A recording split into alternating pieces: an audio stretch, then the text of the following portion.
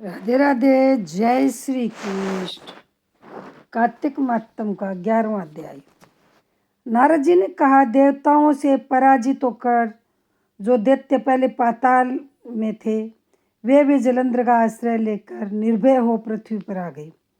एक बार राक्षस जलंधर ने राहु के सिर को कटा हुआ देखकर उसके कटने का कारण शुक्राचार्य से पूछा। शुक्राचार्य ने समुद्र मंथन की कथा सुनाई और राहु के सिर कटने, रत्न हर लेने और राक्षसों के पतन का वर्णन किया। अपने पिता समुद्र का मंथन सुनकर जलंधर के नेत्र क्रोध से लाल हो गए। उसने घष्मर नामक दूत को इंद्र के पास भेजा। दूत ने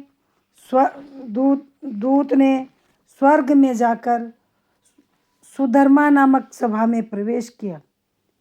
घष्मर ने इंद्र से अद्भुत वाक्य कहे। घष्मर ने इंद्र से कहा, समुद्र के पुत्र जलंधर सब दैत्यों के राजा हैं। उन्होंने मुझे अपना दूत बनाकर भेजा है। उन्होंने कहा है, आपने मेरे पिता सागर का मंथन क्यों किया? साथ ही उस मंथन के द्वारा जो रत्न आपने समुद्र से निकाले हैं, उन्हें शीघ्र ही मुझे दे दीजिए। दूत की यह बात सुनकर इंद्र अत्यंत विस्मित हुए और क्रोध में भरकर उस भयानक दूत घष्मर सर से उन्होंने कहा, ये दूत सुनो, हमने सागर मंथन क्यों किया? समुद्र को मथने का कारण यह था कि उसने उन पर्वतों को अपने बगल में छिपा लिया था जो मुझसे डरते थे। इससे पहले भी मेरे अनेक शत्रु दैत्यों को उसने शरण दी थी।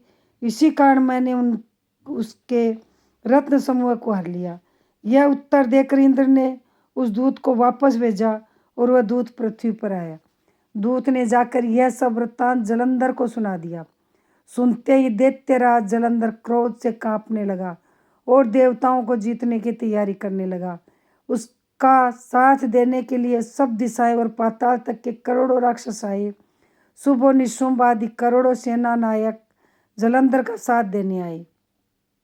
जलंधर ने स्वर्ग में जाकर नंदनवन में अपना डेरा डाला और इंद्र की अमरावती को चारों ओर से घेर लिया। दैत्यों की बहुत बड़ी सेना को देखकर देवता भी युद्ध के लिए तैयार हो गए। उन्होंने कवच धारण किए और अमरावती से निकल पड़े। देवता और राक्षसों की सेनाओं में युद्ध होने लगा। दोनों सेनाओं के गिरे हुए हाथियों, घोड़ों, रथ सवारों और पैदल सैनिकों का खून बहने लगा। ऐसा युद्ध हो रहा था जैसे समर भूमि बादलों से घिर गई हो। युद्ध में मारे गए राक्षसों को शुक्राचार्य अमृत संजीवनी मंत्र पढ़कर जल छिड़कवा जीवित कर देते थे। इसी प्रकार बृहस्पति देव द्रोण पर्वत से दिव्य औषधियां लाकर युद्ध में मारे गए देवताओं को जीवित कर देते थे। युद्ध में मारे गए फिर भी जी उठे देवताओं को देखकर जलंधर क्रोधित होकर शुक्राचार्य से बोला, मेरे द्वारा मारे गए देवता पुनः कैसे उठ खड़े होते हैं? सभी को पता है कि आपकी संजीवनी विद्या आपके अतिरिक्त कहीं नहीं है।